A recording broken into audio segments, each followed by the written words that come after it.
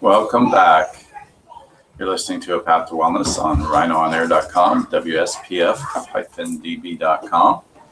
And I'm Dr. Christopher Jackson, PhD, DO in Florida. And my practice is also the name of the show, which is A Path to Wellness. And it's based on a philosophy of being on a path to wellness. Of course, we hit bumps in the road along the way, and how we respond to those bumps in the road can make a big difference in our long-term health. And, we're seeing a lot of stress in our lives, and a lot of things going on in politics are adding to the stress. So let's get started like you started earlier. Because I just had my back cracked when we started. So how can we start? So let's start off with a stretch combined with deep breathing. And I'm going to suggest that you open your arms and stretch out and upward when you're taking a deep breath inward. And then as you exhale, lower your arms and allow your lungs to contract. So you're expanding your lungs, breathing in through your nose. So deep breath in.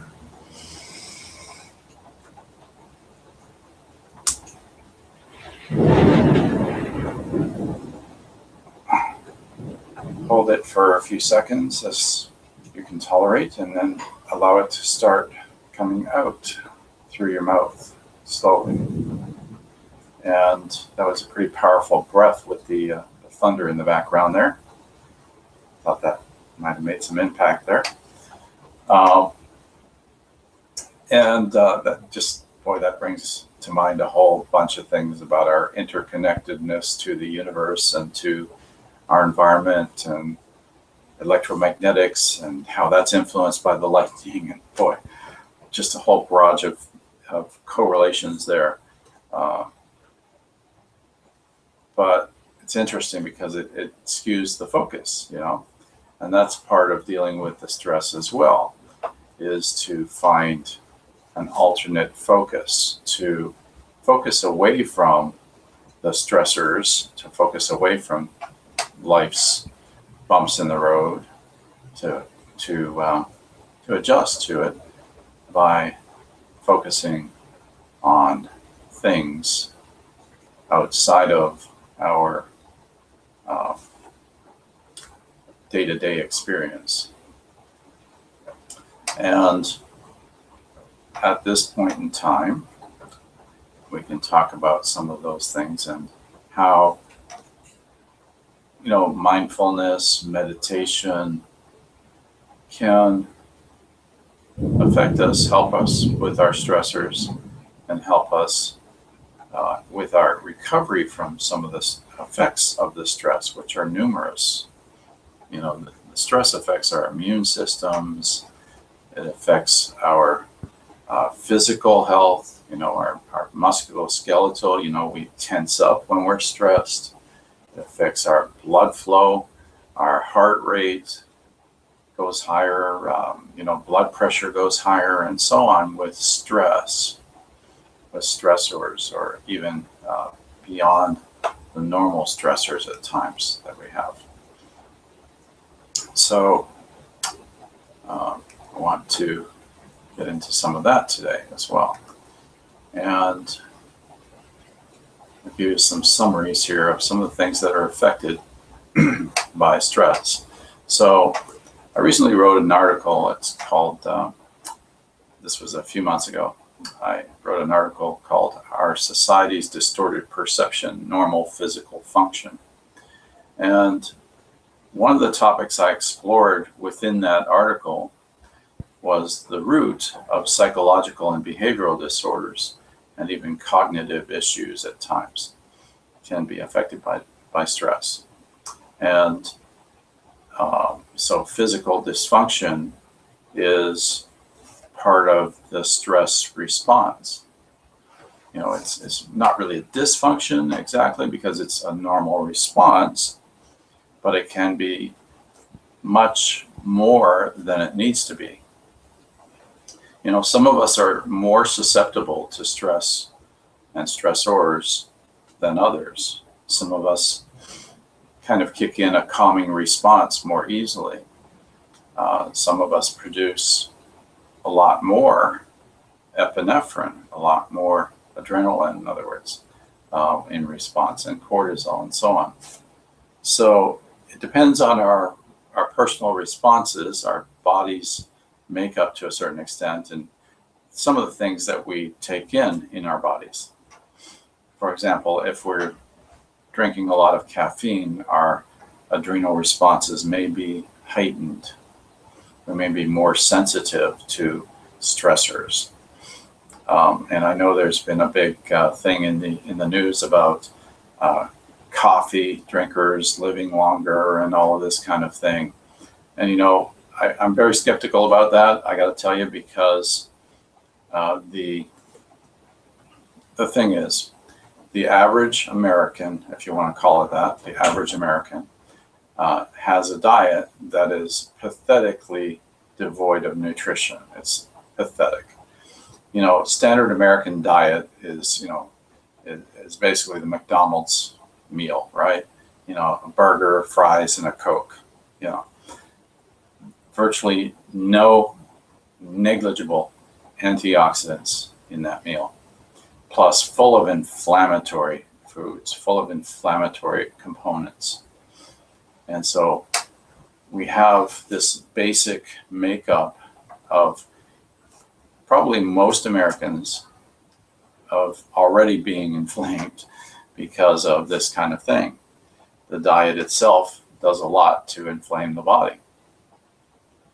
And when we're stressed, guess what? We get promotion of more inflammatory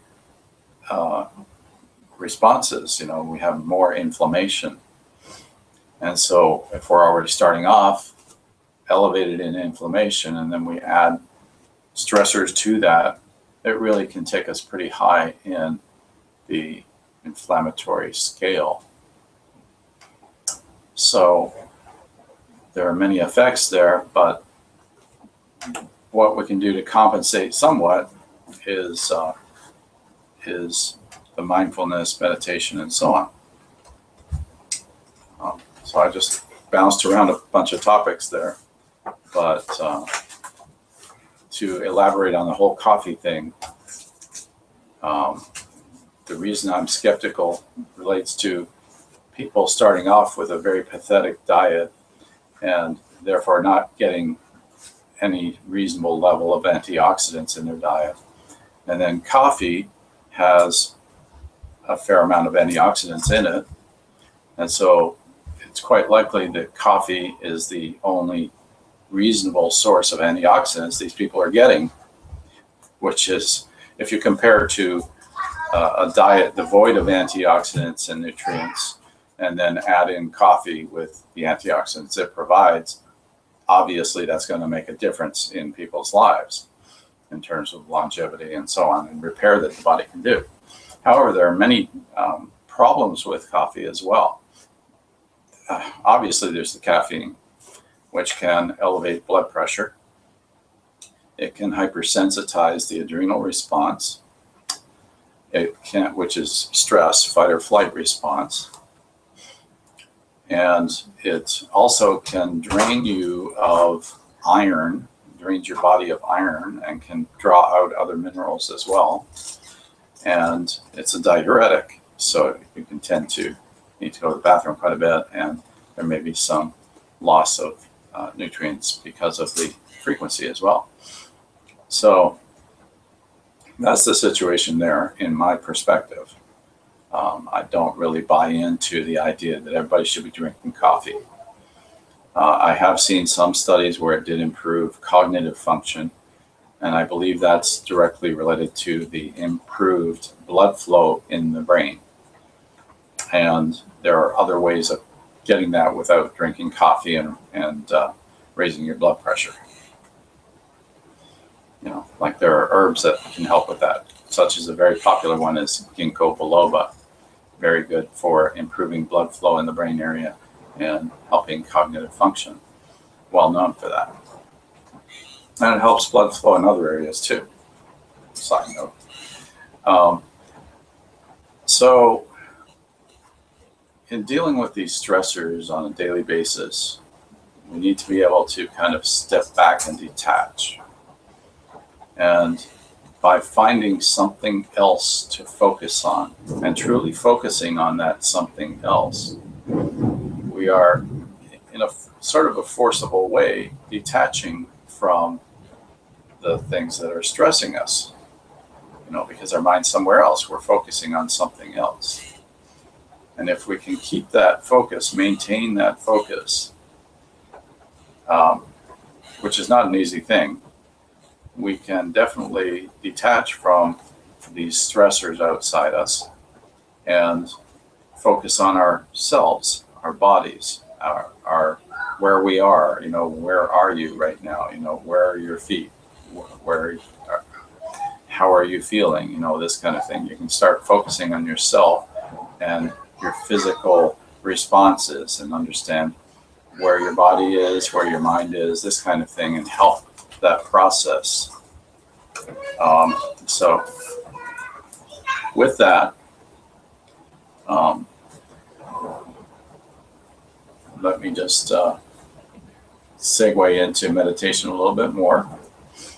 So, and I'll give you some background. So in that article that I was talking about, that I wrote recently, I explored the roots of these different disorders, and psychological and physiological. And there is a relationship with a lot of biochemistry, a lot of the chemical things going on in our bodies, as well as other sources. So there's a relationship with biochemical neurotransmitters, such as serotonin, dopamine, GABA, which is gamma-aminobutyric acid, and acetylcholine, which is also another neurotransmitter, very important to cognitive function and memory. And so there's that relationship, and certainly that has a lot to do with your energy as well, because dopamine is a kind of a get up and go kind of neurotransmitter. So in the morning, it's very important for you to get that get up and go so you can, take on your day with some energy. And dopamine is an important factor within that. But there are other factors as well, like adrenaline, cortisol. Cortisol is important for that as well. And stress can, for a short time, be of a lot of benefit. The short-term stress can be useful since it activates a sympathetic response. But along with that come natural killer cells that kill out cancer cells. So you get an increase in natural killer cell response, immune activity, these kinds of things going on that help your body if it's a short-term stressor. But when you get into long-term or chronic stress, we have more of an issue. This is a long-term chronic stress is a distressed condition. Okay, distressed. So you're in distress. Your body's in distress. You may be mentally in distress. You may be getting anxious, overwrought, etc. So chronic stress leads to levels of glucocorticoids or cortisol that are elevated via an axis we call the HPA axis, which is hypothalamus pituitary adrenal axis. And the HPA axis has to do with the body's function, and the hypothalamus, which is a part of your brain, kind of a low-hanging part of the brain, that is involved with communication with the pituitary and control of the pituitary. The pituitary is where you get some of the neurological responses and a lot of the hormonal responses. And primarily in the frontal part of the pituitary, you get a lot of hormones being produced and stimulative hormones, such as TSH, which I've talked about a lot, thyroid stimulating hormone, which is not a thyroid hormone, it's a pituitary hormone. And others such as some of the sex hormones, luteinizing hormone, follicle stimulating hormone, and so on. So with the pituitary action, we also have one of those hormones being an adrenal stimulating hormone that stimulates the adrenal function, the adrenal gland response. And that is where the hypothalamus pituitary adrenal axis comes in. So it's simply a way of looking at it from the point of view of kind of a closed loop feedback system that goes back through the hypothalamus, and the hypothalamus is the set point for that control system, we could call it. That's kind of an engineering term as well. It's a control kind of thing. So we have a closed loop feedback system that is being responded to and monitored by the hypothalamus. The hypothalamus is working with certain set point levels of hormones that are being controlled against, basically controlled with respect to that set point. So this is the kind of level of sophistication of our bodies, and our stress responses.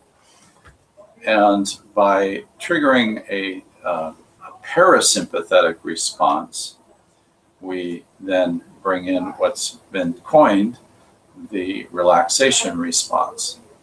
The relaxation response was actually the title of a book in, I believe it was like the late 60s, something along those lines, by Herbert Benson, who was an MD who worked in the physiology department at Harvard.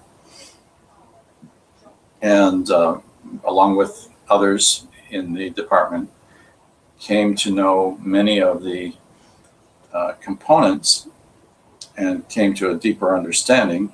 One of the earliest writings of this whole stress response and the relaxation response, and the importance of dealing with these things in such a way that we don't own the stress, that we learn to detach and allow our bodies to have a break from all of the stress, this kind of thing. So, there's been a lot of talk in the news about there was some employer who was giving people mental health days. Actually, one of the employees evidently, requested it and got it, and they were praising this employer. And I've heard about these things for actually decades. This has been going on, but not to minimize that. It is important to be able to detach and get away from the stressors. Now, you don't necessarily have to actually, be off the job, right? It might just entail a 5-minute break, but that 5-minute break, if it's just time sitting there twiddling your thumb, isn't going to be very valuable. You're still going to have all that energy bottled up from all the stressors you've been going through for the day. So we need to go deeper than that. We need to get into certain techniques that help us to adjust to the stressors and to compensate for those stressors to a certain extent, to improve our overall response, and such that we don't get this accumulation of the effects of the stressors building, and then just finally one day say, I've had enough, I'm out of here. So mindfulness, and specifically meditation, but also yoga and some other practices, can be helpful in dealing with the stress. And the first thing we did on the show today was start off with some deep breathing. That one deep breathing exercise can be repeated many times during the day and several times each time. And it can be very helpful at things like reducing heart rate. Why? Because elevated heart rate is often caused by our body's response to stress. In other words, it's a sympathetic response. It's part of the stimulation of that stress response, that fight or flight response. You know, if you're walking along in the woods and you encounter a bear, you know, your heart rate's going to rise. You're going to, basically your body's preparing itself to run, right? Your body's getting ready and sending all the blood flow to the right places so that you're ready to go. So you can do that flight, so that you can get away from the danger. And unfortunately, our bodies are still tuned as if we're people in the woods, as if we are, you know, in the jungles. But, you know, it's not the same kinds of stressors that we have nowadays. So we need to adjust for that.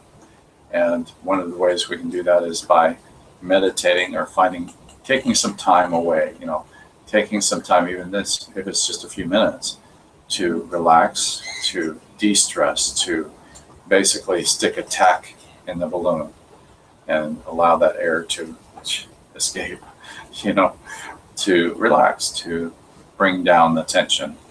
Okay. So that again was coined the relaxation response by Herbert Benson. And the teams that worked on this project found that meditative thought could lower the frequencies of brain waves to those that we correlate with deep sleep or deep relaxation. So these are alpha waves, delta waves, theta waves. These are low frequency, extremely low frequency waves, just a few hertz, a few cycles per second, emanating from our brains. And this is what is operational in our brains when we are in a state of relaxation. And, you know, this is a part of that, accomplishing that relaxation, is reaching that state. And along with that deep relaxation, we get a lowered metabolic rate, we get lowered blood pressure, we get a lower respiratory rate. In other words, we're not breathing as fast and as intensely, and our heart rate lowers. So basically, it's a state of calm. All of these things that affect our health, our heart, you know, our cardiovascular function, our heart rate, our breathing, you know, our blood pressure, our metabolism, relax. And that's what we're looking for in mindfulness and de-stressing. And it's kind of an attempt to find inner peace and move toward a quieting of the mind, a relaxation of the mind. The more we're able to go inward in meditation, the further we move toward the naturally relaxed rhythm of our being. And that's what we're talking about here, basically a state of relaxation, a relaxation response.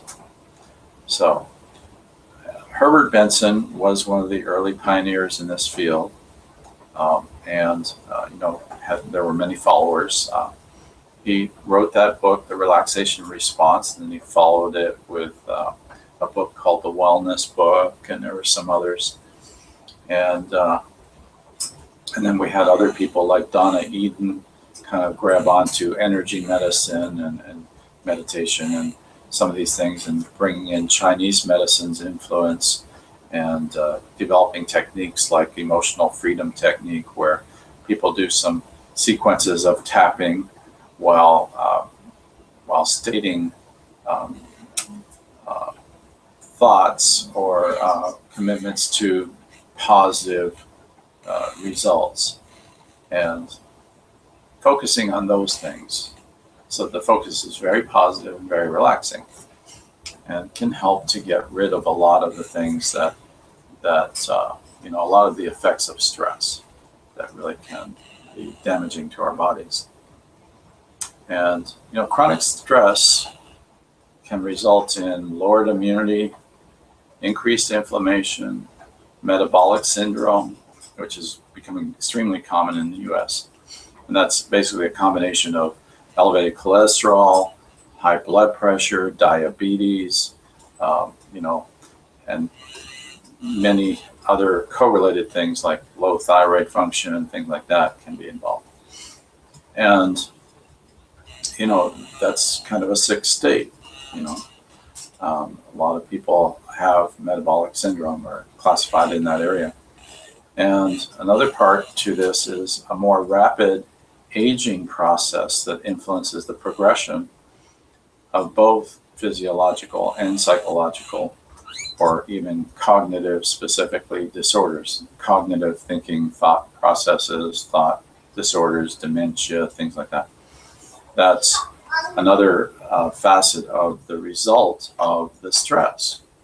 Stress, for example, Alzheimer's is considered by some to be diabetes type 3. And there's a facet of it that's related to sugar. There's a facet of it that's related to certain kind of protein, amyloid proteins, plaque, in other words, that is in the brain area. And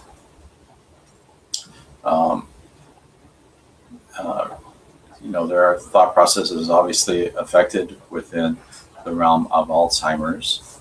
And there are other areas that are influenced by stress, like, for example, similarly related to diabetes type 3, we have diabetes type 2, or diabetes mellitus type 2. And type 2 diabetes can be caused by stress. And I know people think of it as a glucose regulation issue, which it is. It's a blood sugar regulation issue. It is an insulin resistance issue, but it is also a stress issue. Stress creating as a response, the fight or flight response, increases the level of glucocorticoids. Glucocorticoids, the glucose part of that molecule, glucocorticoids, we're raising our blood sugars when we're stressed. And if we're intermittently doing this, and it happens kind of randomly, and throws off our blood sugar regulation, now we're seeing a lot of variability in our blood sugar, which raises what's called hemoglobin A1C, which is a measure of the variability of blood sugar over a time period. It's a weighted average over a time period of 3 months, with more heavy weighting on the most recent month. And that is a measure that's used to determine diabetes. It's one of the measures that we use to determine whether somebody's diabetic or not. And a number above 6.5 is considered an indication of diabetes. So if we increase that variability, we're changing our blood sugar response in a negative way, and that can be done simply from the effects of stress. So stress can literally cause diabetes. So that's an important aspect as well. So you can see how many issues are related to the stress that we experience on a daily basis. And so we need that time out. We need that mental health day, or maybe a mental health break. Mental health break. Part of the regulations of our labor laws, right, include breaks during the day. We're supposed to be able to have, if you're working an 8-hour shift, you're supposed to be able to have, I believe, 2 15-minute breaks, and then at least a half-hour lunch break, right? And, if everyone were taking those breaks, like they do in places like China, right? They take their break, they go out on the lawn and they do Tai Chi. They're out there focusing on something totally outside of what they're working on inside, right? In their work. So that takes them away from that issue, the stressors, right? It's a way of getting away from it all and de-stressing very helpful to be healthy, right? So it's very important to take a break, get away from the stressors, to relax your body, to work off perhaps some of the hormones like cortisol and adrenaline.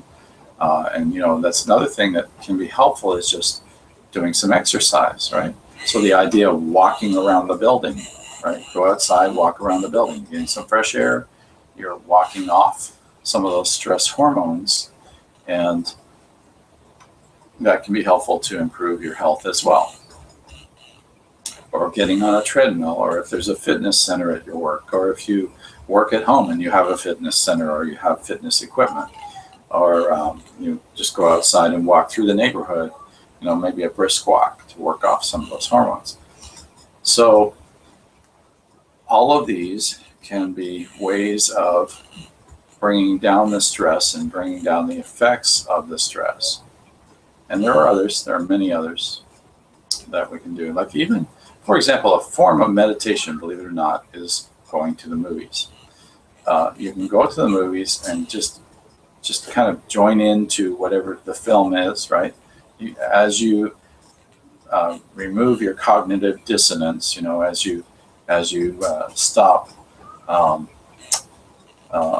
disbelieving, and start to buy into the story, well, it's kind of an all-encompassing thing, and your focus becomes on the story or on the movie or whatever it is, right? So that change in focus, again, takes you away from the focus on the daily stressors and allows your mind and your body to take a break and to relax, and can bring in the parasympathetic response, more of a relaxation response. Now, if you're watching stressful movies, well, even those can be helpful, because if it's a drama, even that drama, if it's short term, it's a different kind of stressor, and it actually can be beneficial, like we talked about with production of NK cells and so on, and improving the immunity short term, as long as it's not a chronic thing. Now, obviously, just like anything else, too much of a good thing can become not a good thing, right? And that's the thing. So when we talk about stress, we do a short-term stressor, right, of a different nature. It actually can be beneficial because it takes you away from the other realm of stressors. But when you get into a sequence of those things and it starts just accumulating, and there's more and more and more of the same thing as a stressor, then it becomes a form of chronic stress, and that can start to create more problems. It can actually add to the problem overall. So, so we want to find ways of getting away from it all, to relax, to de-stress, to, deflate, you could say, just like deflating that balloon that's been pumped up and pumped up and pumped up by the stressors. And, a lot of people respond like this too. We have people who, like, for example, road rage, right? Somebody goes to work, they have a stressful day, they get in their car, they're on the highway, and somebody cuts them off as they perceive it, right? And all of a sudden they're enraged, and they want to run them off the road, or they do run them off the road. And some people have been killed this way. Some people are their vehicles are damaged. They get into fist fights or even worse. And this is that accumulation of the stressors over the day that can then lead to these kinds of behaviors, because the stress hormones are pumping away. Adrenaline does some crazy things to our bodies. We hear stories of people who, basically show strength that's not normal, beyond the normal levels of strength to, say, pull off a door or get somebody out of a car, or these kinds of rushes, that come with the stress. So there are other benefits that can come with it, but if it's a chronic situation, that stress can really be damaging to your body. and the accumulative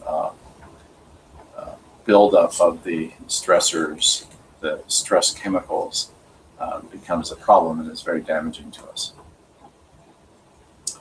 So, let's see. So let's take a minute and think about other ways we can address stressors. Okay, so we can focus on something else. We can, we can focus on, a point on a wall. You can focus on a tack in a wall. You can focus on, a bird in the field. You can focus on the leaves waving in the wind on a tree. You can focus on many things, and that's kind of more visual foci. But also you can focus on sounds, tones. There are many tones available nowadays. You can go on the internet and bring up videos where they have binaural beats, where they have delta waves, all of these kinds of things, theta waves, etc., that can help you feel very relaxed. They help bring you into a state of relaxation. And in fact, that can be helpful for those who have sleep issues, partly because a lot of the sleep issues that I see have to do with the elevation of cortisol and stress, and somebody who's really thinking about everything that went on during the day and trying to analyze and figure out what they're going to do the next day, or they may not even be doing it consciously, but that mind is really active, and their really active mind kind of gets in the way of going to sleep. So we need to be in a relaxed state when we go to sleep. So to help us get into those relaxed states, one of the ways nowadays is to go on the internet, play a calming form of music, or you could even, make your own tones. Here's an idea. I don't know if you can replicate this kind of thing, but if you just try to make certain tones, like I'm going to try myself. So.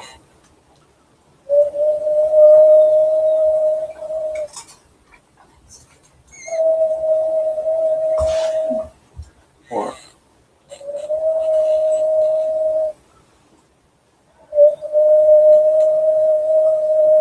it's just a tone I'm making, right? And it changes my focus. I'm now focused on that tone and making that tone right.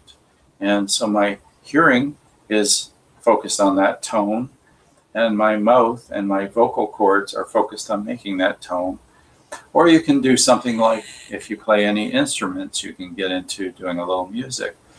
This is another way that, this is one of the forms of meditation that I have, is just to play some guitar. I play some guitar, I listen to my guitar playing, I listen to the way I move my fingers around, the way I move, change the music, change the tones, change the rhythm, change, I just move around on the guitar and make pleasant sounding music and focus on that. And that becomes my area of focus for the time that I'm doing that playing. And that's a form of meditation. That's a form of separation from the stressors. In fact, a lot of how I got myself through the troubled teenage years was playing guitar, making my music, focus on making music, focus on the sounds. I even would sing. I would, make songs about what I was experiencing, and for me, that was a time when folk music was really popular, and I would make folk songs, and it would be, there would be things like topics like very stressful topics like, the things going on with nuclear weapons, and the way the countries are at odds, and war, and all these kinds of things. And I would make my own folk songs about those things. And that would be my way of expressing my feelings, getting them out there, and sort of tapping into all of that and de-stressing by focusing on creation of music to get me away from that. So there are many forms, the music, the movies. There's a lot of things you can do. Go for a walk, go into nature. Think about nature. Think about, you know, the trees, the birds. Listen to the birds. You know, feel the breeze. You know, if you're walking on the beach, feel the breeze. You feel, maybe feel some of the mist coming off the water. You know, listen